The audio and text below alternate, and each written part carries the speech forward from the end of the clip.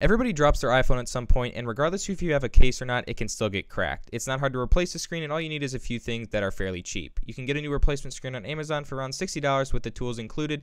I'm not a big fan of these tools only because they're not magnetic tools, and it's pretty easy to lose the screws, especially how small they are.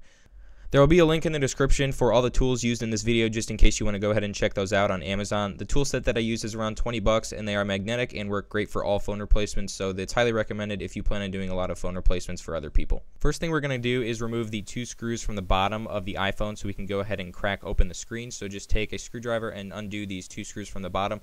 I would really recommend you putting them somewhere safe because they are very small, they're not magnetic, and they can be easily lost. So I normally put mine on a piece of paper in the order that I take them out.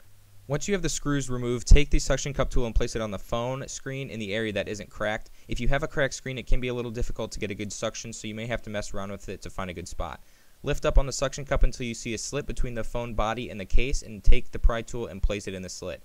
Make sure you go around the entire screen with the pry tool, otherwise it may crack the screen even more or cause more damage to the phone.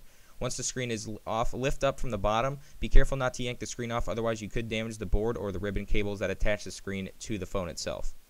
Take a small Phillips screwdriver and remove all 6 screws that are holding the metal plate to the motherboard, and remove the plate from the phone once they're all gone. You will now see 4 different ribbon cables under the plate that you can now remove with a plastic pry tool, and remove all of them carefully. If you are using your fingers, make sure that you are well grounded to avoid electrostatic discharge. This can heavily damage your phone's motherboard, and it will actually not turn on if it does get exposed to ESD. Once you have all the ribbon cables removed, you can then just take the iPhone screen and place it off to the side until we work with it later.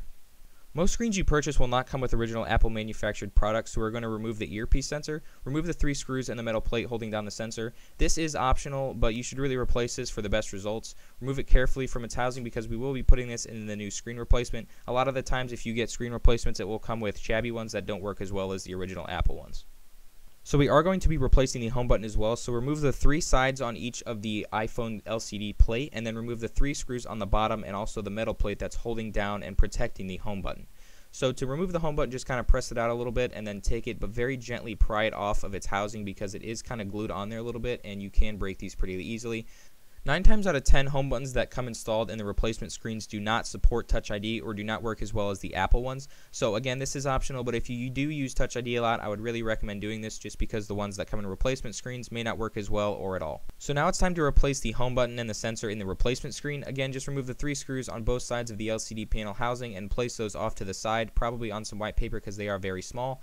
Just like the screen we just did, remove the 3 screws on the home button and the metal plate that is protecting down the home button, and then you can go ahead and just pop out the home button like we did before.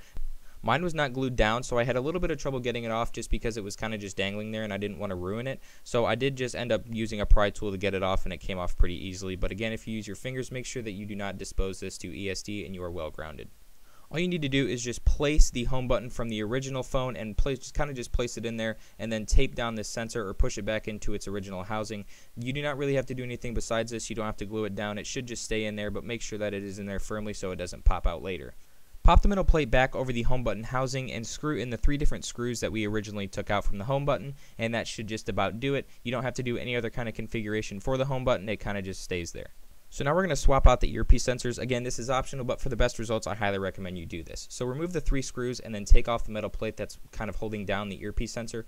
You can now remove this, and you don't really have to worry about replacing this ever again, so you can toss that over to the side and place the new one in. It kind of has a little plastic guide, so it should fit pretty easily in there, and then you can make sure that the camera is pushed back down in this plastic housing. Then take the metal plate and put it over the top, and then screw in those last 3 screws, and this should be about it for replacing sensors and different amenities.